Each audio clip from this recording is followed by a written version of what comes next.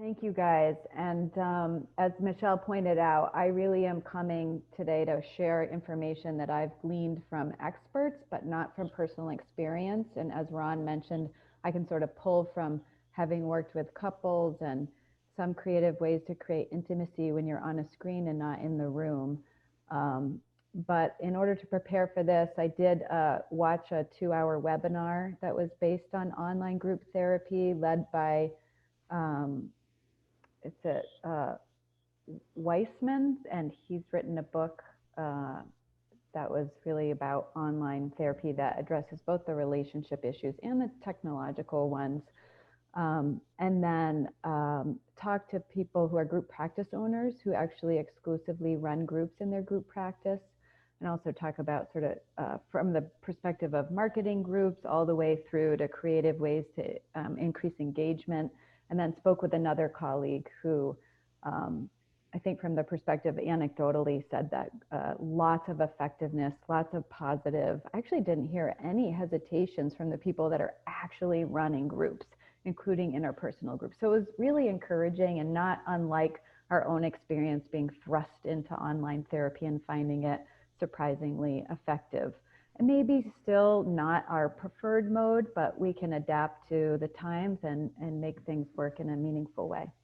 I'm going to do a share screen just to create some structure. We only have an hour, and I want to give you the most information I can in the hour. So can everybody see this as a slideshow? Let me actually view. Here we go. So these are the 4 things I want to be able to present. And you can probably see each other if you keep it in gallery view and scroll up and down to see 12 of you. But basically, I want to cover very briefly ethical considerations and informed consent. Just like with individual or couples therapy, there's a separate informed consent process. And it's also a nice way to sort of educate clients about some of the limitations of online therapy. So I'll dive into that a little bit and then focus more on what are some of the real challenges to running groups online when we compare it to being in a room.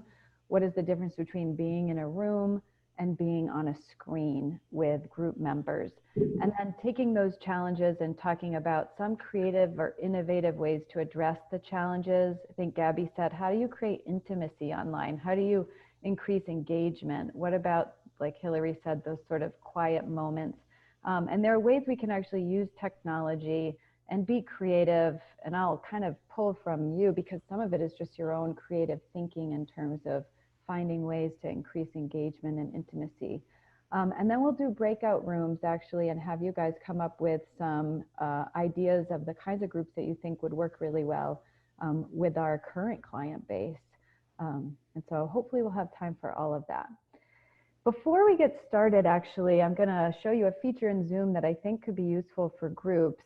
And that is, let me see if I can get back to my control panel here. I'm going to stop share. Okay. So I'm going to send out a quick poll, and you should see it on your screen. Basically, it's asking you, what is your greatest obstacle when you consider running an online group?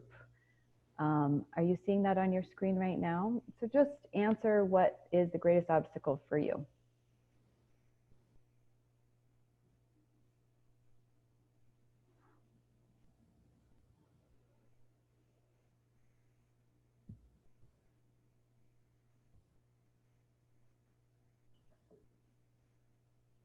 So it looks like we're sort of equal. Is everyone seeing the results on their screen? This is my first time doing a poll. Okay, so out of 11 of you, 3 talked about lack of group experience in general, which of course, I think as Ron mentioned, like feeling confident going and doing online group when you haven't done a lot of in-person groups can feel a little intimidating and you want to have more experience. 2 of you, or that's 27%, 18% lack of technological expertise, also really intimidating if you're not used to it. But there are certainly ways to overcome that with a little tutorial. I'm doing a lot of this the first time today, so you know you can see how well it goes for me. Concerns about privacy and confidentiality, 27% of you will talk about that because it is a real concern. We just can't guarantee the level of privacy that we can when we're in control of the room. And then concerns about the efficacy of online groups. So we'll talk about all of that. Great, thank you guys. I'm gonna go back to screen share so you can see.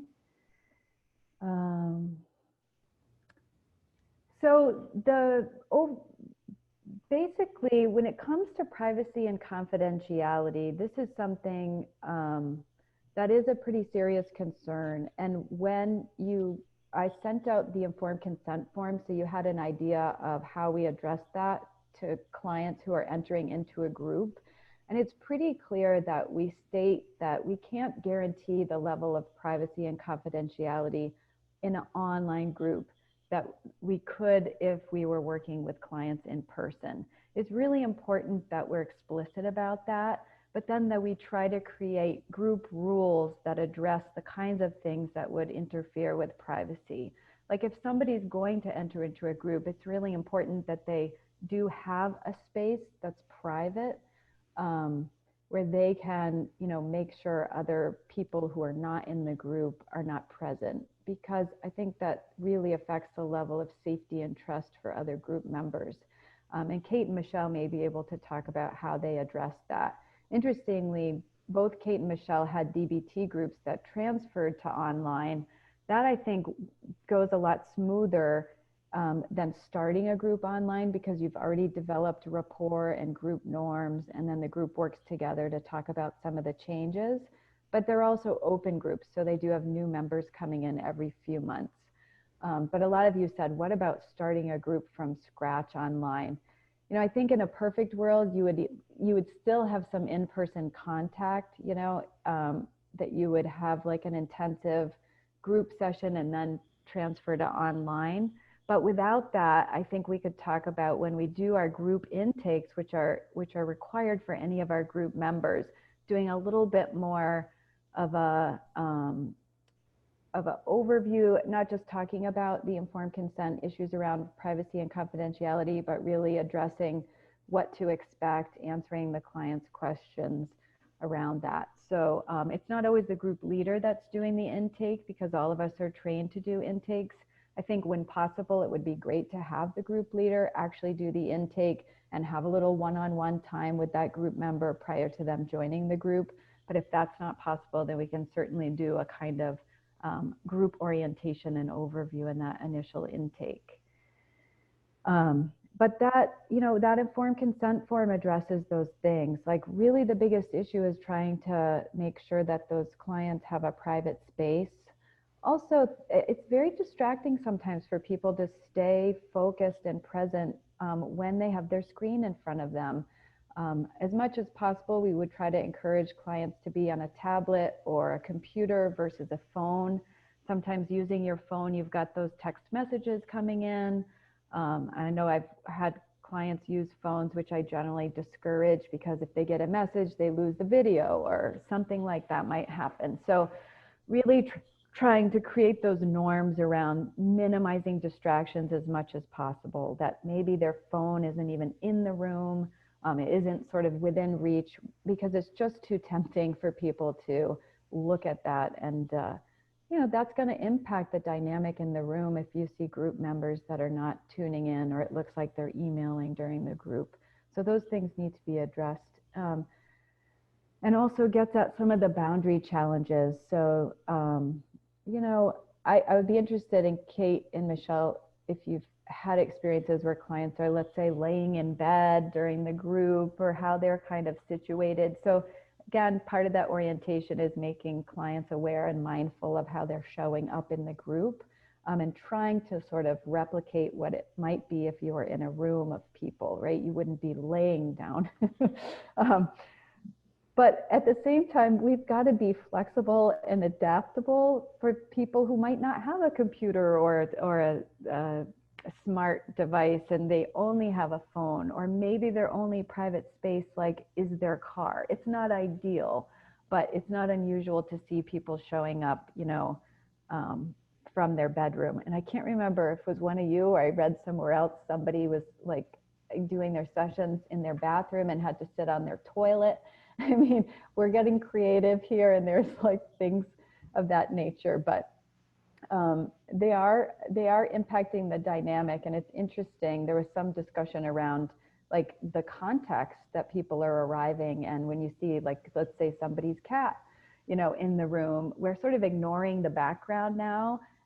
But I think therapeutically there are ways to sort of bring that in the room and talk about that, because you may see things that are problematic, like somebody coming into the session in the back of a car and somebody else is driving.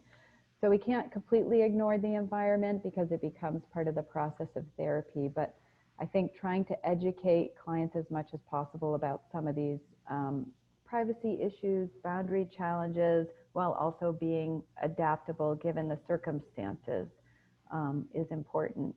So that informed consent document that we have, that you viewed, actually is part of our intake process for clients entering the group, and is also discussed with them, and they sign that electronically. Any other things that I haven't mentioned that concern you regarding ethical considerations or privacy or confidentiality, or if you're running a group, things that come up? That Kate? I can certainly say that the two things I run into most often are, so transitioning from in-person to online. I had a number of clients who couldn't find a private space and therefore had to drop out of the group, which was a real, it was too bad, right? You know, they were people who had been really benefiting from the group previously. But I also, worked to try to get these clients to be able to find a private space. And, it just, especially because the DBT group at least is 90 minutes, and so it's a little bit longer, sitting in their car for that long may not make sense when it's like 30 degrees outside, just some of those things that maybe you wouldn't generally think of as barriers become barriers. I have had to have a couple of conversations with clients about where they choose to be for the group. And making sure, in particular, since a lot of clients, their kids are in the house now, and typically they wouldn't have been. I had a few sessions where kids have burst into the room and they're trying to parent and set a boundary to get them out, while also, their screen is right there, and, trying to protect confidentiality and create comfort for other group members.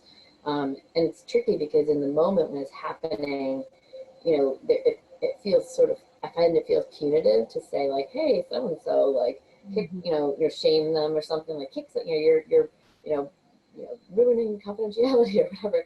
So I've ended up choosing to really address it outside of the group, which means that I'm uncomfortable for that period of time when they're trying to get their kid out of the room or whatever. So luckily, I've had very reasonable and easy conversations with clients afterwards, and once I said it, it never really became an issue again. But just those things that you would never ever have to think about in person. Yeah.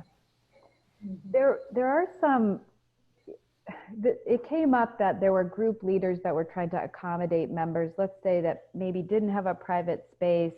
I know on Zoom, which overall was the preferred platform to use for groups, but a person can call in and actually have access to everything that's being said, but isn't part of the video, but they can actually participate. Now, a group like DBT, you might be able to make the argument that if it's the difference between someone not participating versus calling in with headphones on, then maybe it's more like a phone conversation. And then in other groups, they may not feel like that would work very well, particularly an interpersonal group. So I don't know how you feel about that, but again, another innovative way you might be able to sort of meet the needs of a client, not ideal, but adequate, and they're still getting what they need from the group. So that's a possibility. And I've done that. I've had a couple times when it was more of technological problems where they couldn't really connect, or it kept going in and out. So that was one, and the phone call worked really well. And we could just switch kind of in the moment, and group members were very patient, while I looked up the phone number, and just, it took probably just a minute, but everyone was very understanding. And then I've also had, you know, a member who was not feeling comfortable with the platform that we had started with, because it was before we had gotten the professional upgrade of Zoom and we were using Google Meet, and she is very technologically savvy. And so she wasn't actually feeling comfortable because of all this, or I forget what platform it was, but I think it was when all that Zoom bombing was like in the, yeah, so we hadn't upgraded our, yeah, whatever. I mean, we hadn't upgraded our Zoom. She wasn't comfortable with it. So she called in and I let everyone know we have a member here, but she's not comfortable, so she's not going to participate. But, you know, DBT is so learning based too, that it was great that she was able to still listen for that session and not miss the new skill. And then we had figured out the new platform like the week after, and she was comfortable with it. But that was, yeah, I mean, she was the only one who expressed concern about it. I found for the most part, people are kind of trusting of us. Okay, well, if you're doing it through your office, then it must be, you know, confidential. I don't need to worry about that. But she was not one of those people. Yeah. And then one other thing I thought I would bring up is, and some of you have already heard about this, but I had a client who was actually vaping during session, which I didn't even know because I'm not really familiar with that.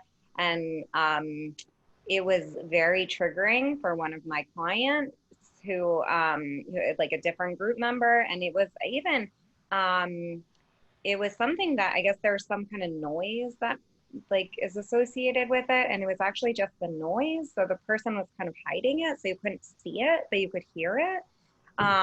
So that's just another thing, you know, or people could be drinking alcohol, like you really don't know, you don't have that level of monitoring. And I think just like the social acceptability factor that really works in your favor when you're in person.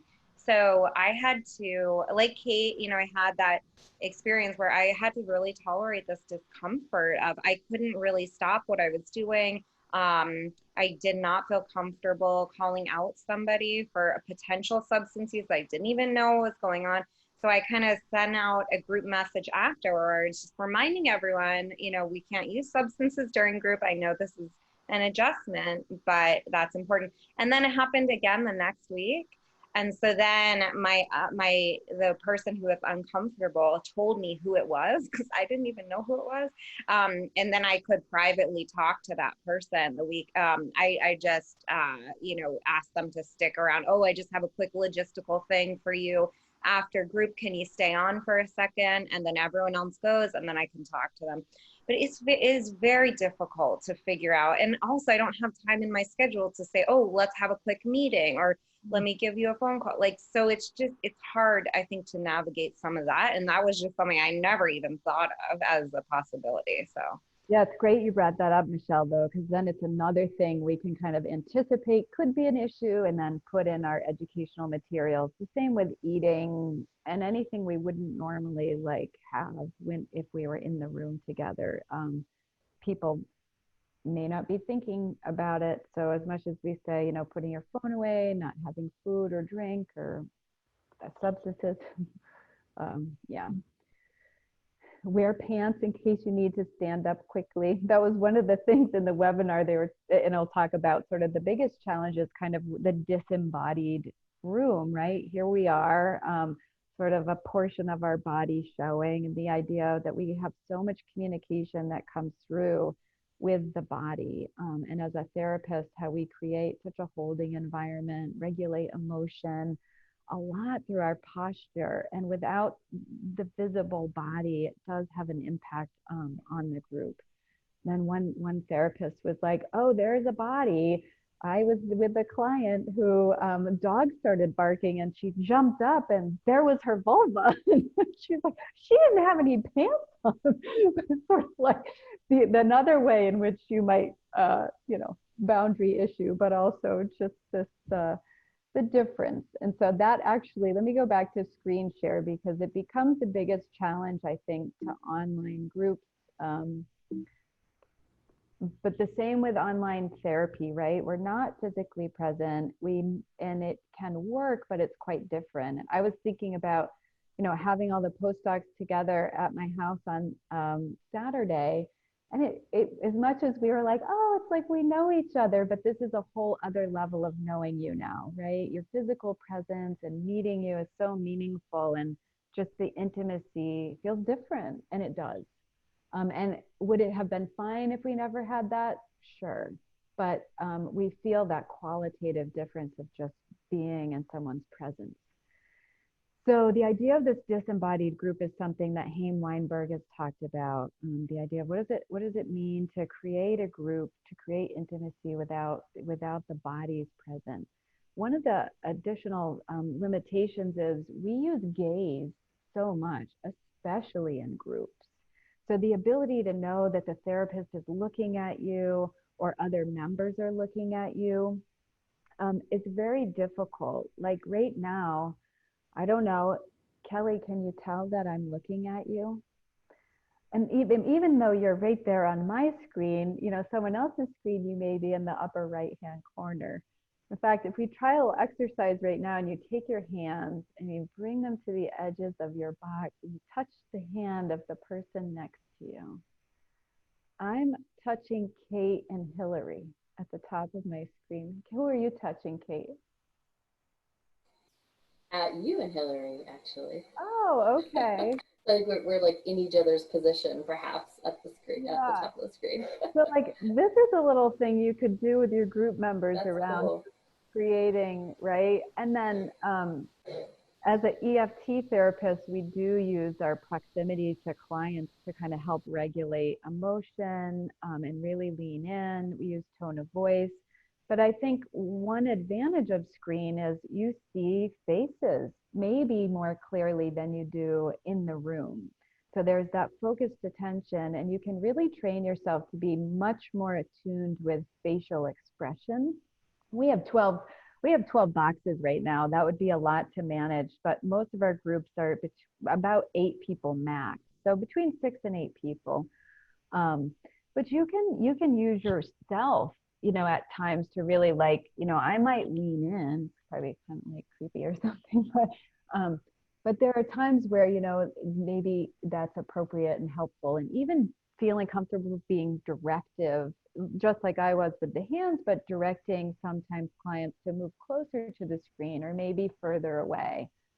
Even in individual therapy, there's a lot of advice around, like, a therapist, the further away you are, not further away, but the more of the body the client can see, sort of the more kind of regulating and the greater the presence of a therapist. So in Zoom, we're often like the talking head. In therapy, it's nice to be able to sit some distance away. And then you do have the ability to kind of come closer. You know, if I'm in a group and I'm like, so Kate, I noticed that when I had forgotten Hillary on the list, you were a little worried about that. I don't know. So I might move in. So there's ways to kind of use the screen, but facial expressions become something that we have to rely more heavily on. If there's anything else. Oh, the other thing you could really tune into is the kind of somatic experiencing. So having the group members talk about their kind of body sensations, where they're feeling things, their reactions, you know, inviting them to be more expressive about what they're feeling, because you don't have the cues that you would ordinarily have from their posturing and how they're showing up in the room. So that is another way that you might create engagement and intimacy. Something I find myself doing a lot with couples, using their first name. So normally when I'm with a couple, they're going to know I'm sort of attuned to them. I'll use my gaze to sort of note that I'm asking them a question, whereas when I'm on the screen, I'm always going to use their name. So, and that can create intimacy. People love, you know, hearing their name. It creates a sense of, you know, inclusion and belonging. So when you're, you know, I think you almost have to do it on a screen and in a group, but encouraging other group members to use names, to not be reluctant to, you know, speak to other members, but to always use their name. And the names show up in Zoom, so it makes it easier to do that way. Zoom polls, like that's something I just sort of demonstrated for you. Very easy to put a poll out if you have quick questions for the group and you want to sort of take temperature on different issue or bring sort of a topic into the room that way and get a sense of how people are reacting to something. That's something you could use.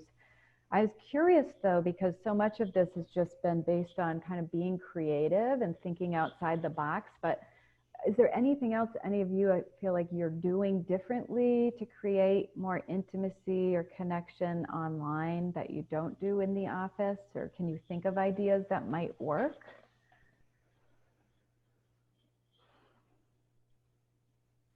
I mean, I think sometimes just having like, you know, a pet in the background, like the group members have kind of connected, like somebody got a new puppy. And so she like showed us at the beginning while we were waiting for people.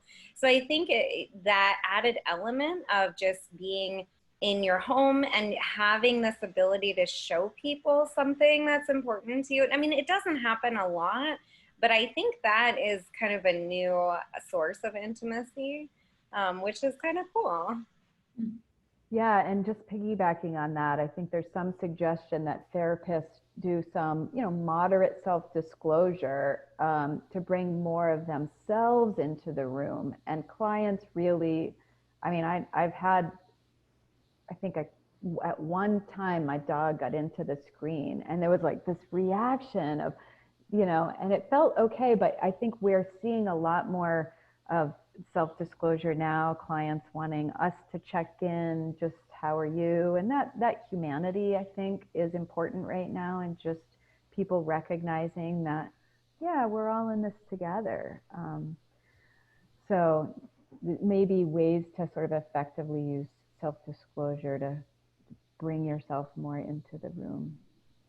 Another thing I wanted to mention, I'm part of a kind of a training group, and the facilitators spent some time to make sure everyone named their, you know, put their name up the way they really want to be called.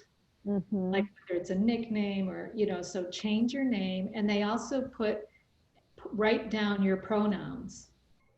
Yeah. And it was so great, like for an introduction to a group of people, you know, like you had your name, the way you want to be called, and pronouns. And I was thinking you could do that many ways. You could add something each group, or depending on your topics, or I just thought that was a creative thing to teach people how to rename their box. Mm-hmm. And increase, you know, kind of comfort calling each other something and creating that inclusivity. So I thought that was good. Yeah, I like that too. And also just that little bit of education to help people overcome any anxiety about the technology. Like we're all going to learn something about this, how to use this. And exactly. Yeah.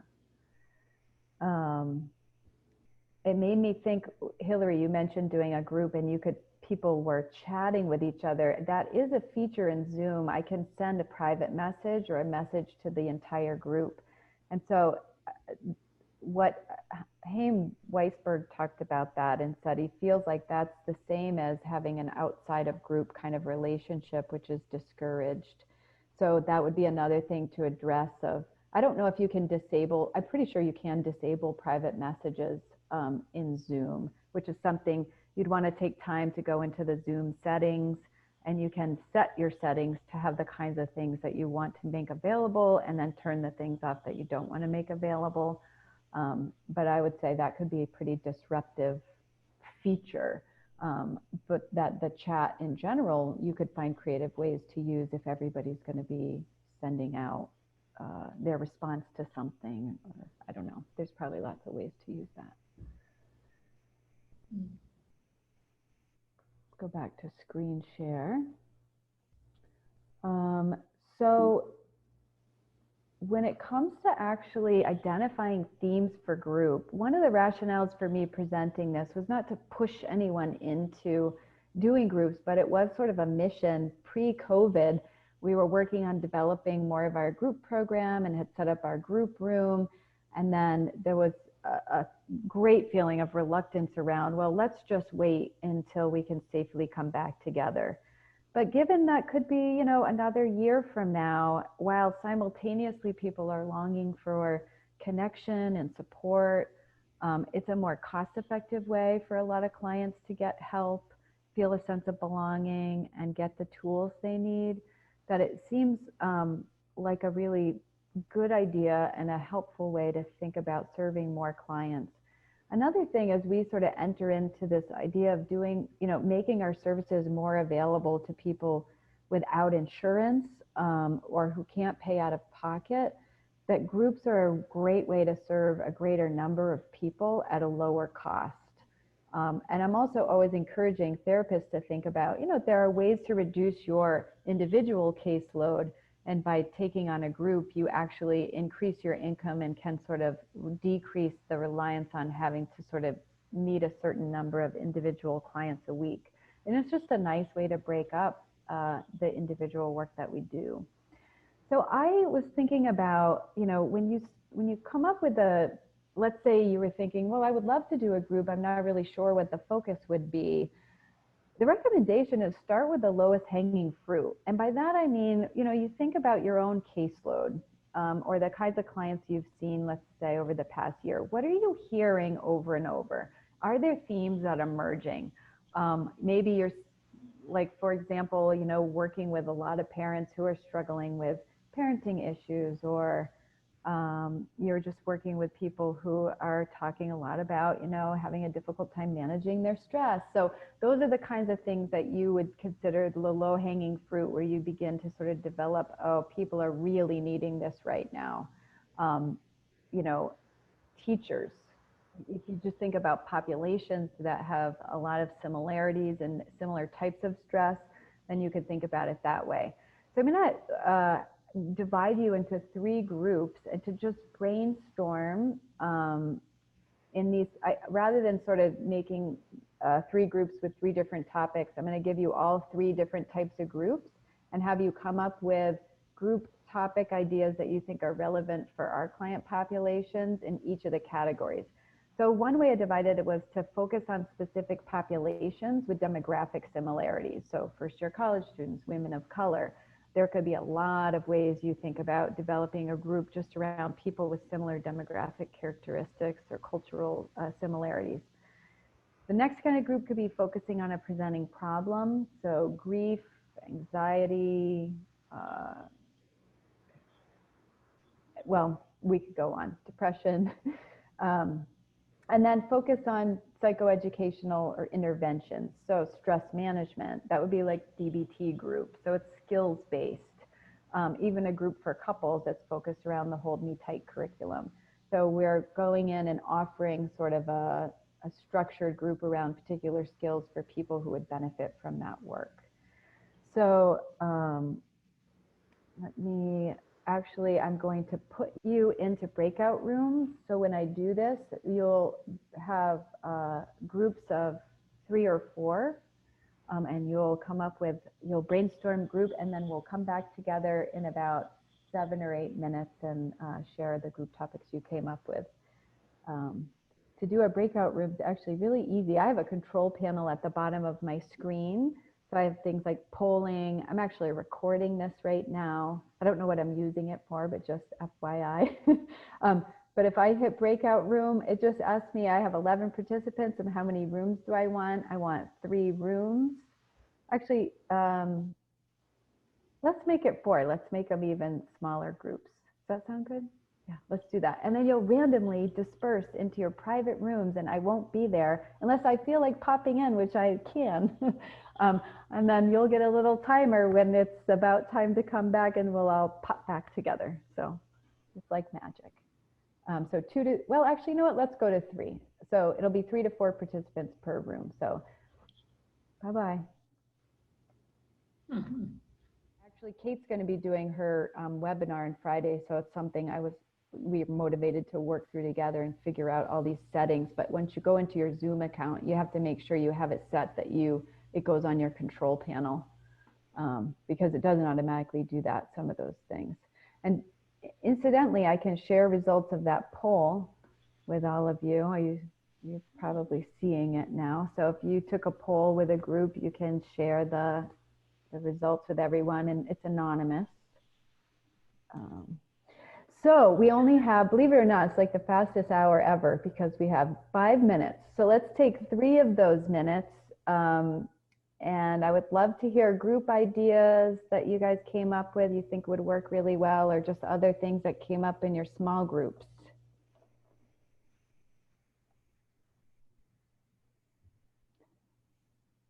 It would have been really good if I had done the chat box again, right?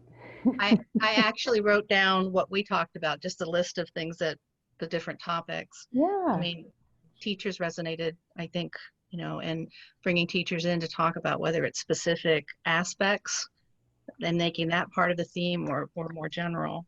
Unemployment, and we, it seems to be more males kind of being concerned about what comes next and not having the money coming in from employment. We talked about, I know you had mentioned first responders, frontline people, and that certainly sounded interesting. Concern about the increased social isolation as it gets colder. A lot of emotional expression being along the frustration, anger, and I know Ron mentioned noticing that a lot in some of his men clients especially, and not being able to access emotions enough to talk about them and deal with them. Parents certainly also being very frustrated and pretty fried. And a lot of things just around COVID and the different presentations that people are experiencing during the times that we're having right now. Thanks. I actually love that all of those topics are pretty much like focused on relevancy right now. Because one of the things I popped into a group and was saying, like, I don't know what your thoughts are about doing like a 8 to 12 week group versus a, you know, an open-ended group. Do you guys have a sense of time limited working better? I think for all those topics, time limited works really well. I like time limited. You know, or for topical things where you just like can know your theme for your 8 weeks or, yeah. Other group, just anyone want to randomly throw out an idea or group that you in particular are personally interested in thinking more about potentially offering?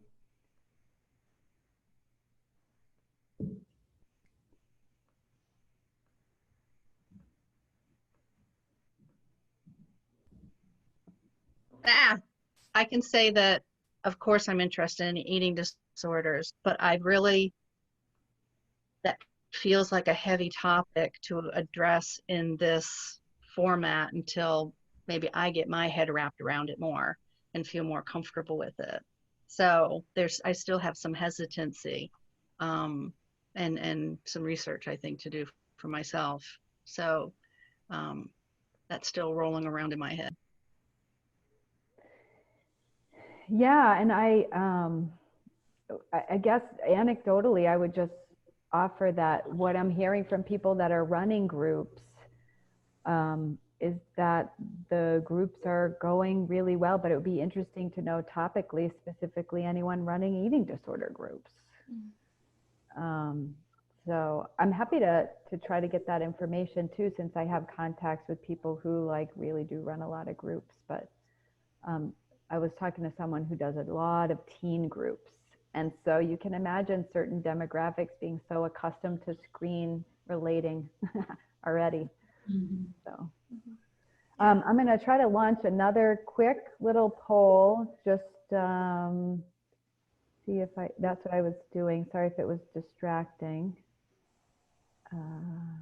And let's see if I can get that sent out to you. I'm not sure. Well, maybe not. That was me trying to do a poll in the midst of a group, but no, it didn't work. I was just going to poll you to see how many of you thought you would be likely to run a group in the next year, or So maybe we'll do the old-fashioned way. How many of you think you would be likely to think about running a group online, starting a group online? Okay, cool. Yeah, yeah, that was one of the choices, Sue. Any last, well, you know what? We're 15 seconds. So I think I got most everything in there. An hour is a short time, but hopefully gave you a sense of the flavor and a little bit of what you could do with the group. And I'm always open to talking to any of you if you're thinking about a group or kind of thinking about how you might organize it. But my role would be to support you by marketing the group and getting people to sign up. And usually it helps to have at least 6 weeks lead time in order to get the group full before we run it. So 6 to 8 weeks. Nice. Okay. Have a great Monday, everyone. Good to see Thanks, you. Julie. All right. Bye, everyone. Bye, everybody. Bye.